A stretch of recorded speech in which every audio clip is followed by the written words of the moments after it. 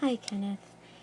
This little post here is going to be in response to your blog post from yesterday about the question of whether or not it's time to stop caring so much about people.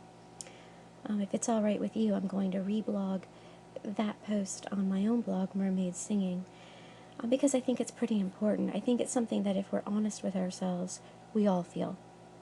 If we don't feel it, it's because we either A, think that everything's fine just the way it is, like the people you were talking to, or B, we're so convinced that it's not fine and that we are right in our outrage that we become kind of holy crusaders to change society. And that kind of an emotion doesn't come from a place of love and compassion. That comes from dogmatism and really what I see as a craving for power. For people who are listening to this little recording on my own blog, Mermaids Singing, culturemonk at culturemonk.wordpress.com is a very interesting website. Kenneth is a man who goes to coffee shops and starts talking to people. And as I've observed before, people will say the most shocking things to people they think they'll never see again. And not always shocking bad, just shockingly intimate, personal, private stuff that you would think they'd want to keep to themselves. It's a kind of coffee house confessional. And from these experiences with people, Kenneth blogs his perspective, which is frequently quite interesting. In this particular post, he talks about the exhaustion that he sometimes experiences from working so hard to understand other people. And he asks, maybe it's time to quit. Or am I the only person? Am I outrageous in my opinions and in my efforts? And the short answer is I don't think he is. I don't think that he's wrong in seeing a huge void between people. And I also don't think that he's wrong in observing that people seem to be very content, and content may be the wrong word, but they seem to be mollified by distracting themselves with television and technology and busyness, and not actually taking the time to quiet down and relate to each other on a personal level. So, Kenneth, you asked if you were wrong, that maybe it is fine the way it is. Maybe the world is just fine hiding behind television shows and instant messaging. And that your efforts to draw people together, that not only are they perhaps futile, but they're misguided. I don't think it's wrong. I think that we need to be constantly trying to be close to one another. I think that the distraction of the day is all of our busyness and technology and so forth, but I don't think that that's ever actually been any different. We've always struggled to be close to one another, and it's something that we always need to try to do. It's not okay the way that it is. But you bring up a very, very interesting and I think very important point. It's exhausting to deal with people. It doesn't make you a bad person to think that it's exhausting. It doesn't make you a bad person to need to back off. And this is where you may be coming into something really quite fascinating. There are periods in every pilgrim's life, periods of planting and periods of reaping, so to speak. We're going to rely on some old metaphors here because they work pretty well.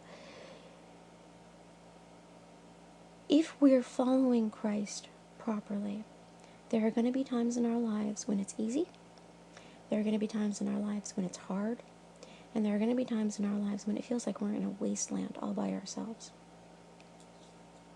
Christ experienced it too, and if he can live through it, we certainly shouldn't expect to be spared from that. I'm not going to go all evangelical on you and tell you that these periods of dryness will of course lead to manifest glory and all that good stuff. It will lead to something. It may lead to greater insight and, you know, bigger and better, but it may just lead to different, and that's okay. If we look at the Gospels, and even in the Old Testament, there are many periods of going into the wild by oneself for times of fasting and praying. Sometimes it's to escape people around you, and sometimes it's to try to find God. And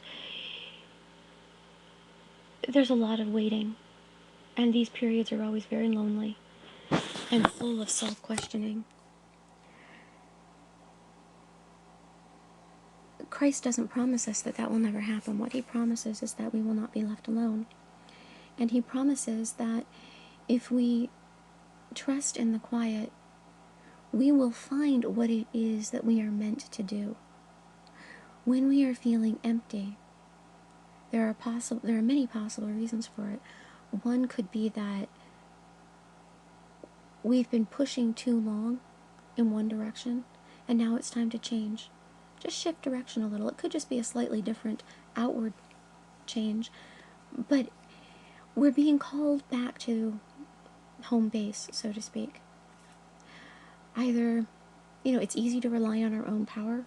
It's easy to rely on metrics that we ourselves can measure. I think we're being encouraged to pull back from that.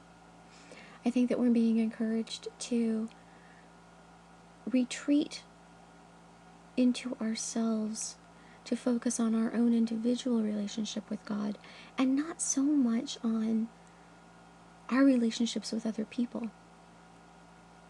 Not that the relationships with other people aren't important, they are important, but first comes our relationship with God.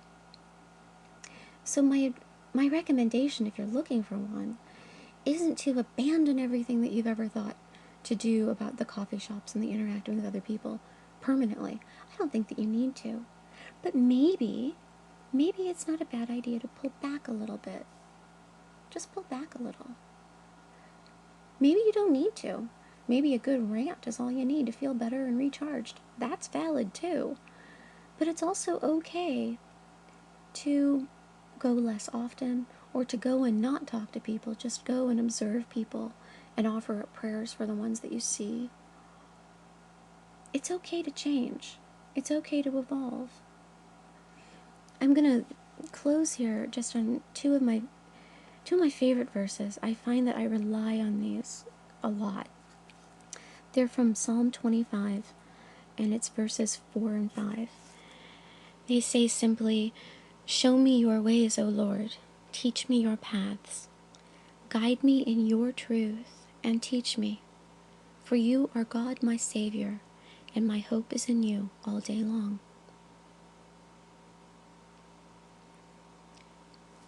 You'll find your way, and you'll find your energy and your peace.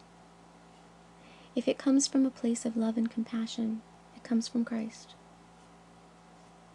If it comes from anything else, really, maybe it isn't from Christ.